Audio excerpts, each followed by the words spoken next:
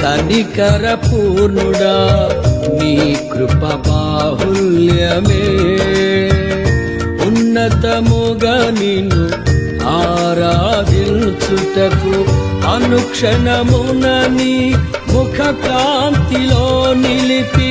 నూతన వసంతములు చేర్చెను కనికర పూర్ణుడా నీ కృప బాహుల్యమే ఉన్నతముగా నిన్ను ఆరాధించుటకు అనుక్షణమున నీ ముఖ కాంతిలో నిలిపి